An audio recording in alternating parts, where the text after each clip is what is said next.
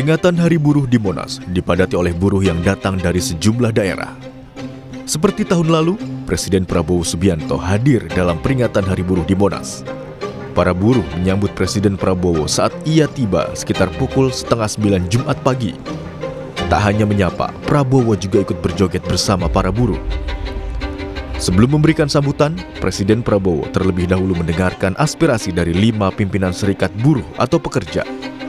Dalam perayaan Hari Buruh di lapangan Monas tahun ini, Presiden Prabowo menyampaikan sejumlah janji.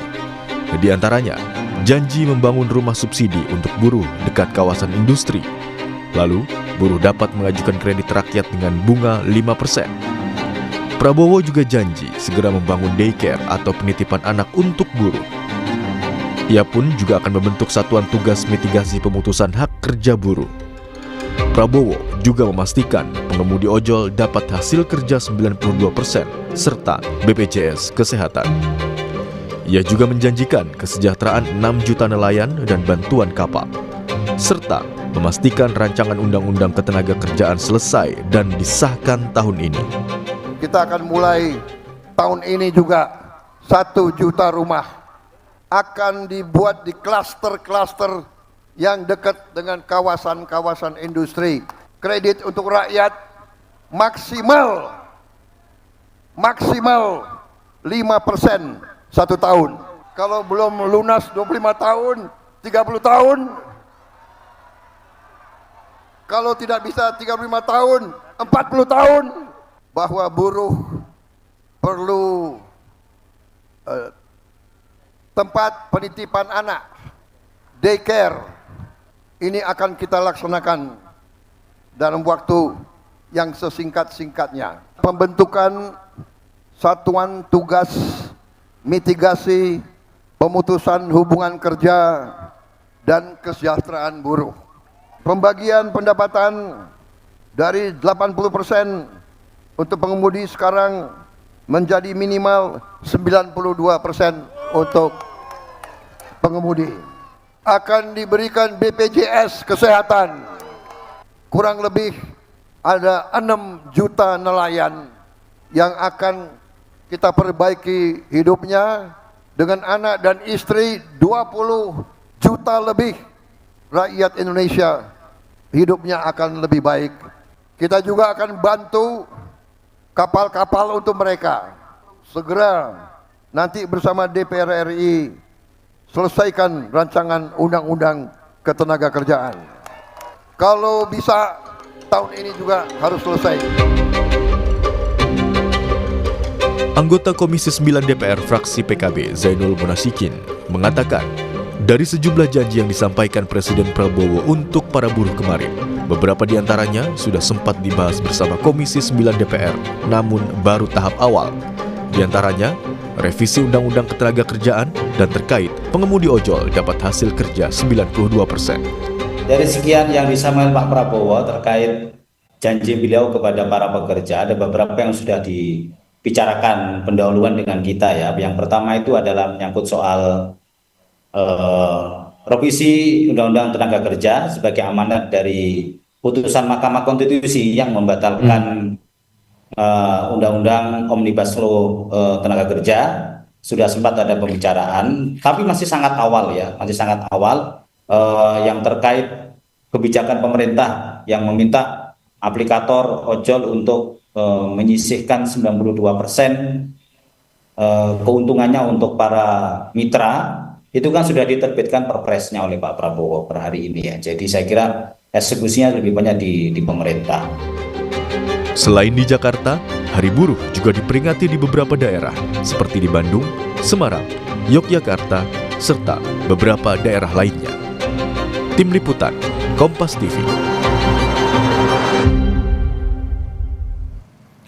Dalam peringatan Hari Buruh di Monas kemarin, Presiden Prabowo menyampaikan sejumlah janji untuk para buruh. Di antaranya ada rumah subsidi, kredit 5%, hingga pengemudi ojol mendapatkan hasil 92%. Dan apakah janji-janji Prabowo ini sudah sesuai dengan kebutuhan para buruh dan kapan bisa terrealisasi? Kita akan membahasnya bersama dengan Presiden Konfederasi Serikat Pekerja Indonesia sekaligus Presiden Partai Buruh Said Iqbal serta pengamat komunikasi politik Universitas Padjadjaran Kunto Adiwibowo. Selamat pagi Bapak-bapak, salam sehat. Selamat pagi, salam sehat Mas Remana. Pagi, Assalamualaikum. Waalaikumsalam. Pak Said, gimana Pak? Ini saya dengar habis operasi mata ya Pak ya. Bagaimana keadaan ini Pak?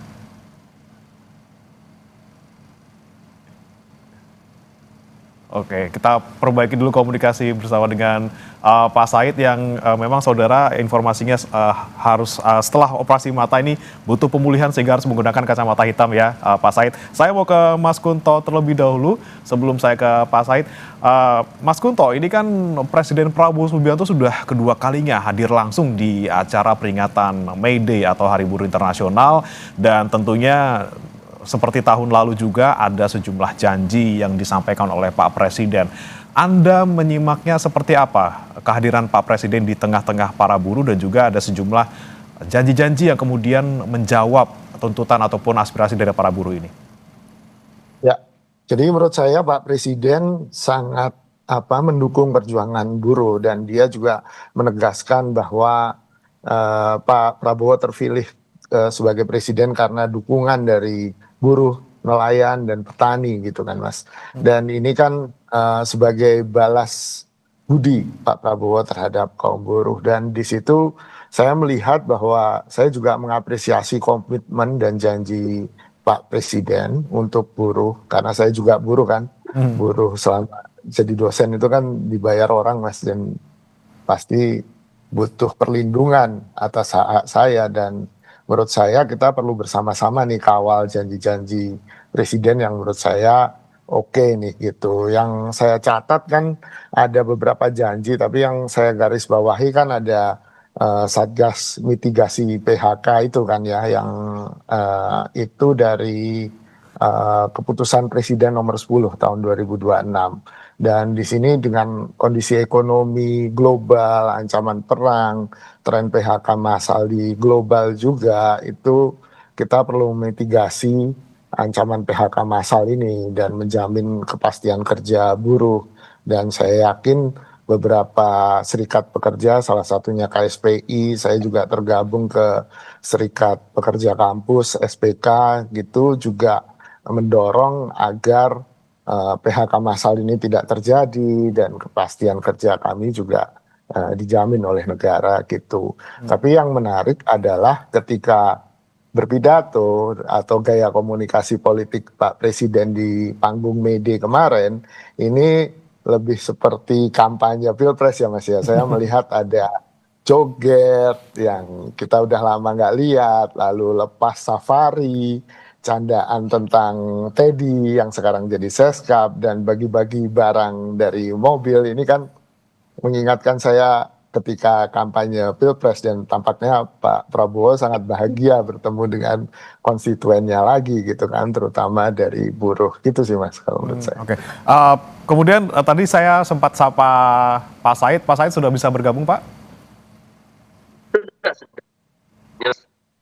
Ya, Pak Said, kemarin Anda datang langsung di sana di tengah-tengah massa dan juga di samping Pak Presiden yang juga menyampaikan janji-janjinya seperti itu. Dan tentunya dari KSPI kan punya spesifik gitu ya, tuntutan ada 11 di sana. Dengan yang disampaikan Pak Presiden kemarin dan juga melihat tuntutan-tuntutan dari KSPI, apakah sudah menjawab apa yang disampaikan Pak Prabowo kemarin? Ya, memang KSPI dan buruh Indonesia dan dukungan di buruh. Pak Said, mohon maaf saya potong dulu Pak Said, kami kurang bisa mendengar secara jelas suara Anda Pak karena terputus-putus. Kami izin untuk perbaiki koneksi Anda. Tapi saya sebelum ke Pak Said lagi, saya ke Mas Kunto lagi. Mas Kunto, tadi Anda sebutkan bahwa apa yang dilakukan oleh Pak Presiden Prabowo di 1 Mei kemarin ini layaknya seperti kampanye gitu ya. Kita lihat gestur-gestur yang mungkin familiar ketika di pemilu tahun beberapa waktu lalu seperti itu. Nah, tapi dengan kemudian momen Hari Buruh seperti ini, apa yang kemudian disampaikan oleh Pak Prabowo, janji-janji yang disampaikan, apakah ini kemudian hanya sekedar misalnya seremonial atau memang ada keseriusan di sana yang Anda lihat? Ya Mas, kalau menurut saya kan dengan mengesahkan Satgas Mitigasi PHK, sudah ada kepresnya, lalu ada Perpres nomor 25 meratifikasi konvensi ILO nomor 188 tentang perlindungan pekerja kapal perikanan. Ini kan juga jadi sesuatu yang sudah dilakukan kan sebenarnya. Kita tinggal mengawal bagaimana nanti implementasi peraturan atau keputusan presiden itu, karena problem di Indonesia kan kita seringkali gagah di kertas tapi nggak bagus di implementasi gitu Mas. Peraturan-peraturannya terlihat oke di atas kertas tapi begitu implementasi banyak bolongnya. Sama seperti ketika Pak Prabowo menjanjikan bahwa potongan ke ojol itu hanya 8%. Banyak kemudian berita atau vox pop dari wawancara dengan ojol yang kemudian meragukan ini, karena kemarin soal BHR Hari Raya itu yang ojol juga ada yang sudah 4 tahun kerja, 3 tahun kerja yang harusnya dapat 2,5 juta cuma dapat 500.000.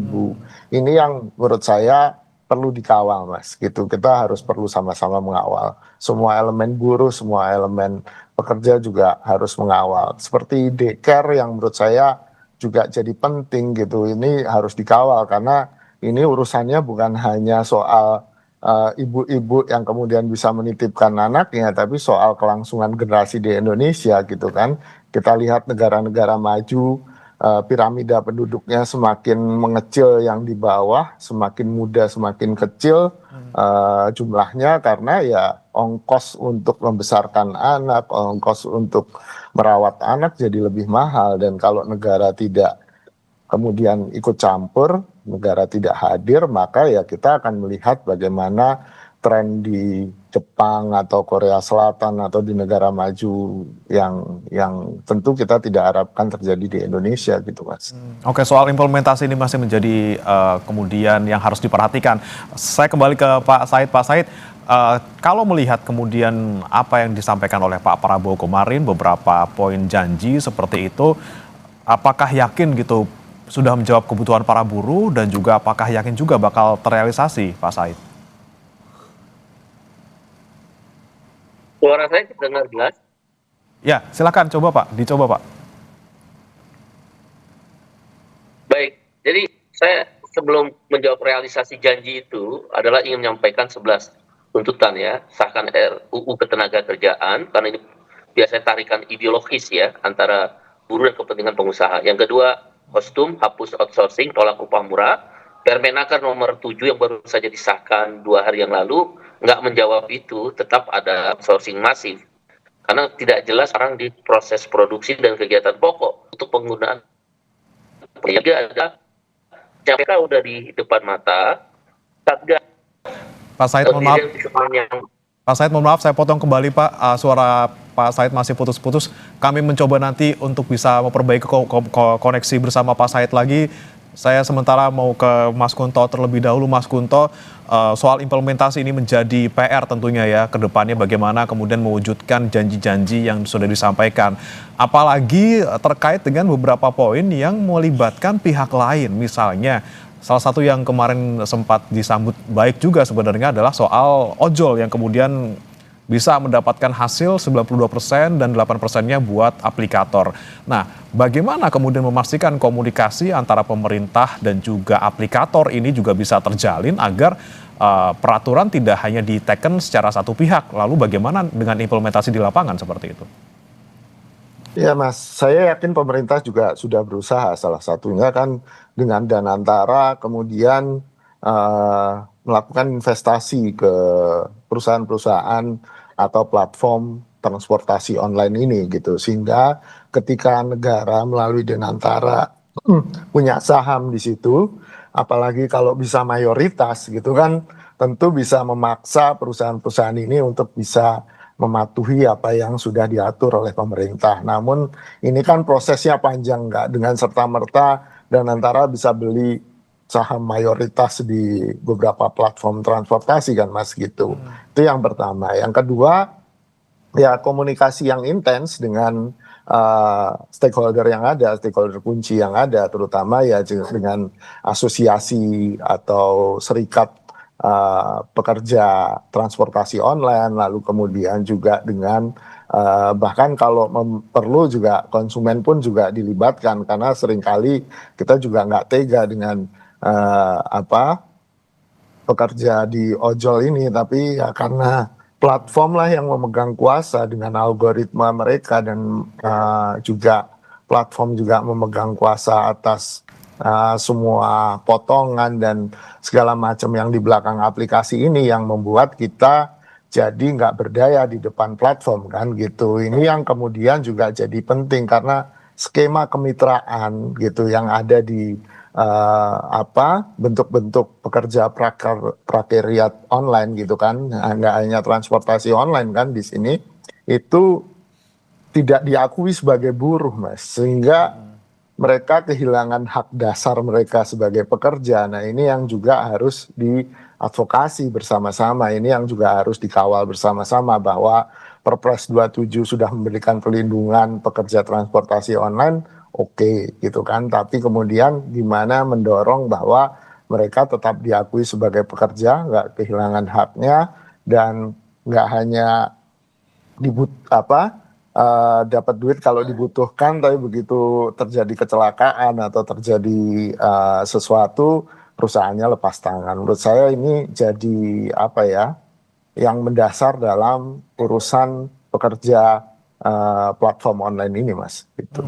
Oke, baik, dan ada di situ yang harus dikomunikasikan kembali tentunya bagaimana implementasi di lapangan untuk beberapa poin. Nah, saya kembali ke Pak Said. Pak Said, memang dari beberapa yang saya tangkap sebelum komunikasi kita terputus adalah ada beberapa poin, misalnya ada soal outsourcing yang kemudian masih menjadi ganjalan gitu ya di KSPI, terutama masih ada nih paling tidak 6 bidang yang kemudian dari Menaker ini bilang bahwa masih bisa di outsourcing seperti itu. Ada kepentingan antara swasta ataupun pengusaha dan juga buruh di sana.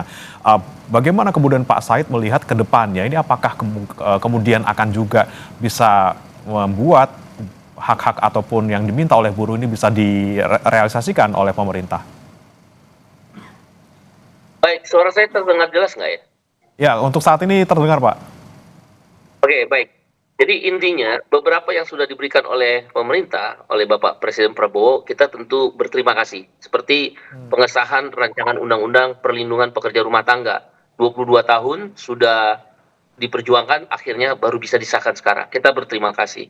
Pembentukan Satgas Mitigasi PHK juga kita mengucapkan terima kasih untuk mengantisipasi kalau terjadi PHK dan bagaimana menyalurkan ke lapangan pekerjaan yang baru bagi buruh-buruh yang ter-PHK. Itu kita juga berterima kasih, tapi tentu perlu diperjelas fungsi dan tugasnya.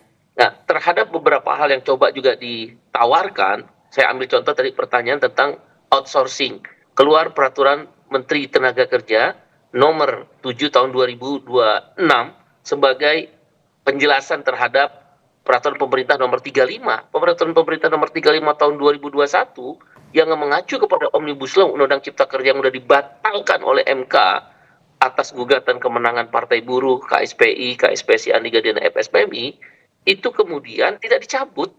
Gimana kita mau jalankan apa yang diminta oleh buruh, oleh KSPI, agar penghapusan outsourcing atau sekurang-kurangnya perintah Mahkamah Konstitusi nomor 168 tahun 2024 tadi adalah dibatasi. Sebagai contoh, di dalam Permenaker tersebut tidak disebutkan bahwa yang tidak boleh menggunakan pekerja alih daya. Pekerja ya, bukan pekerjaan. Kalau Permenaker yang baru ini lebih menetik pada pekerjaan. Kalau keputusan MK mengatakan pekerja alih daya.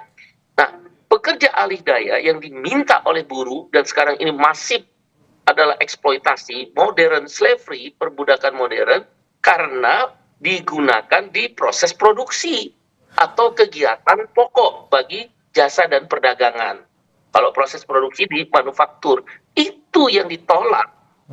Kenapa dijawab kemudian dengan pekerjaan yang boleh menggunakan pekerja alih daya, yaitu catering, security, driver, penunjang perminyakan, dan cleaning service. itu Undang-Undang Nomor 13 2003 juga sudah ada, tapi di Undang-Undang Nomor 13 2003 itu tegas untuk produksi dan juga kegiatan pokok tidak boleh. Itu yang kita butuhkan. Apalagi di situ ditambah lagi jasa penunjang operasional lainnya. Apa itu jasa penunjang operasional lainnya? Itu mau masuk pasal karet lagi. Jadi sesungguhnya apa yang dilakukan Menaker tidak similar dengan apa yang diinginkan oleh Presiden. Dalam pertemuan tanggal 28 April sebelum May Day, kami menyampaikan itu bahwa persoalan outsourcing adalah persoalan tentang perbudakan, jaminan kesehatan yang tidak memadai, jaminan pensiun yang tidak ada. Itu termasuk Serikat Pekerja Kampus kan juga memperjuangkan hal-hal itu. Nah sekarang modelnya ada muncul lagi pemagangan, outsourcing berkedok pemagangan. Ada istilah mitra seperti di pos, seperti gigs workers itu, Gojek, Grab. Itu nggak dijawab. Oleh karena itu, terhadap apa yang telah diberikan, tentu kami berterima kasih pada Pak Presiden. Terhadap apa yang sedang dikerjakan, kita akan berjuang bersama. Contoh yang sedang dikerjakan, janji untuk merealisasikan pengesahan RUU Ketenagakerjaan. Dan tadi Komisi 9 salah ya, bukan revisi. Undang-undang baru. Itu perintah mahkamah, bukan revisi. Jadi dia membuat satu undang-undang baru, berarti ada naskah akademik. Tapi kan tadi saya sempat menyinggung di awal. Apakah perdebatan ideologis itu sederhana? Tidak. Contoh, membahas satu pasal aja tentang outsourcing. Pengusaha menggunakan outsourcing karena dia ingin melepas tanggung jawab. Dia nggak mau urusan PHK, dia nggak mau kasih pesangon, dia nggak mau bayar jaminan sosial, dia nggak mau bayar upah yang memadai, layak, decent wages. Ini kan bagi buruh yang nggak adil dong. Masa mau lepasan tanggung jawab, saya kerja di pabrik A, tapi saya suruh berhubungan dengan agen. Ini yang kita persoalkan. Apakah satu pasar itu bisa selesai dalam perdebatan ideologis tentang keberpihakan kepada yang lemah atau menjaga modal? Kan itu aja perdebatannya. 3 presiden selalu RUU Ketenagakerjaan itu. Misal tentang upah. Kita menginginkan upah yang layak. Upah yang bisa mempunyai daya beli, purchasing power. Sehingga meningkatkan konsumsi. Sehingga bisa meningkatkan pertumbuhan ekonomi. Jadi upah berkualitas. Ini ekonomi tumbuh, tapi Gini rasio melebar. Gini rasio mengukur pendapatan tertinggi dan terendah. Jadi pertumbuhan ekonomi itu untuk apa? Ekonomi tumbuh, tapi dinikmati kelas menengah atas. Menengah saja udah tergerus kok. Nah, ini yang kita debatkan nanti kan di RUU Ketenagakerjaan. Apa mungkin dalam waktu 5 bulan akan selesai? Itu baru 2 saya sebut. Belum lagi tentang perlindungan pekerja perempuan. Belum lagi tentang pekerja kontrak seumur hidup, dikontrak terus. Belum lagi tentang jaminan sosial. Nah, terakhir tadi yang sudah diberikan oleh pemerintah tapi belum menjawab persoalan antara lain tentang pekerja outsourcing. Itulah yang ingin kita perjuangkan. Oke, outsourcing salah satu yang menjadi poin yang disoroti oleh maksudnya KSPI gitu ya. Dan kalau kita menunggu revisi Undang-Undang Ketenagakerjaan ini kemudian masih lama gitu ya. Tidak optimis gitu Pak Said melihatnya kalau bisa dicantumkan di situ dan bisa disahkan di tahun ini. Kemudian apa yang kemudian diharapkan oleh Pak Said dan juga teman-teman di KSPI? Tentunya apakah kemudian menggunakan jalan pintas seperti peraturan presiden ataupun peraturan menteri, Pak Said? Seperti kasus upah minimum. Kemenangan Partai Buruh, KSPI, dan teman-teman serikat buruh lainnya, FSPMI dan KSPSI, Andi Gani, di Mahkamah Konstitusi, tentang upah minimum selain outsourcing, waktu itu disiasati oleh pemerintah dengan mengeluarkan peraturan Menteri Tenaga Kerja. Dan terakhir dibuat peraturan pemerintah penggantinya. Sekarang nomor 49 tahun 2025. Nah, dengan cara yang sama nampaknya pemerintah mencari escape, jalan keluarnya. Yaitu dibuat peraturan Menteri Tenaga Kerja dulu.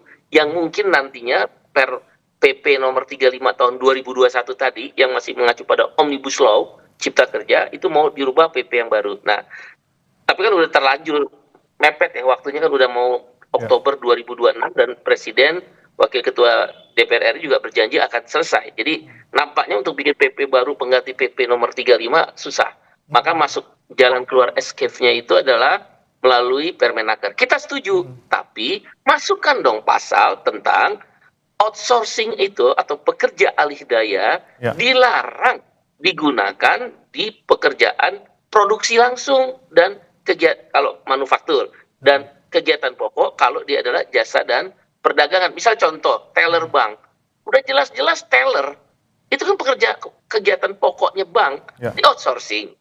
Misal di manufaktur bagian nyekruk, bagian ngelas, jelas-jelas itu proses produksi, masa menggunakan outsourcing. Nah, pasal itu harus menjelaskan. Yang kedua, kalau dia melanggar, apa hukumannya? Kalau nggak ada sanksi, ya pengusaha jalan terus, nggak ada urusan. Memang di situ dibilang sanksi administrasi. Apa itu sanksi administrasi? Harusnya demi hukum dia menjadi karyawan daripada si pemberi kerja. Demikian. Selain tadi konsekuensi, tapi juga tadi harus dirinci kembali yang kemudian diminta oleh KSPI ya, soal jenis pekerjaan pokok yang tidak boleh outsourcing seperti itu. Baik, terakhir saya ke Mas Kunto. Mas Kunto, tentunya saat ini pemerintah punya banyak sekali PR gitu ya, banyak kemudian program-program yang masih dalam perjalanan, masih dalam proses dilakukan seperti itu. Kemudian ada lagi janji-janji baru yang harus dipenuhi oleh pemerintah. Bagaimana kemudian bisa memenuhi ekspektasi publik ataupun memanage ekspektasi publik, jangan sampai nanti kalau misalnya tidak terlaksana atau terlaksana tidak secara maksimal justru membuat kepercayaan pemerintah menjadi menurun seperti itu, Mas Kunto. Iya, ini komunikasi publik pemerintah perlu diperbaiki, Mas. Itu kan kelihatan pas Mei Day kemarin kan. Mungkin Pak Prabowo percaya bahwa semua orang di Indonesia sudah oke dengan MBG, tapi begitu beliau tanya langsung di panggung kan justru jadi meme terbesar di media sosial dari kemarin kan, Mas, gitu. Jadi menurut saya ini refleksi kritis bagi pemerintah bahwa kegiatan seremonial seperti mungkin Mei Day, lalu pidato presiden di Mei Day ya, kalau Mei Day ya mungkin bukan seremonial, lalu kemudian bentuk-bentuk komunikasi yang sifatnya di panggung besar oleh pejabat itu belum tentu didengarkan oleh publik gitu kan.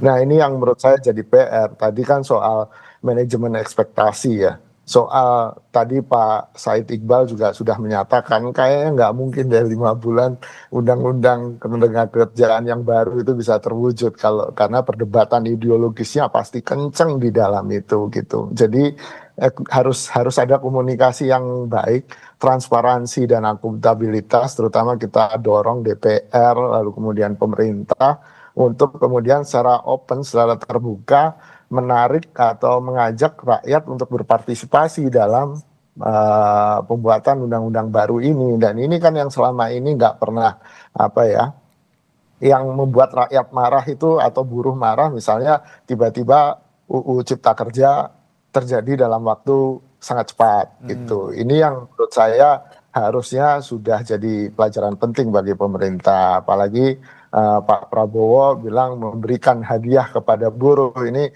kata-kata yang saya sebagai buruh juga nggak nyaman. Harusnya itu kewajiban negara kan melindungi hak saya untuk sejahtera, hak saya untuk dilindungi dalam bekerja, hak saya untuk kemudian mendapat perlindungan dari apa yang sudah saya kerjakan. Nah ini tiba-tiba jadi hadiah, ini kan diksi yang agak mengganggu bagi saya ya gitu. Itu yang menurut saya juga perlu digarisbawahi dalam komunikasi publik pemerintah.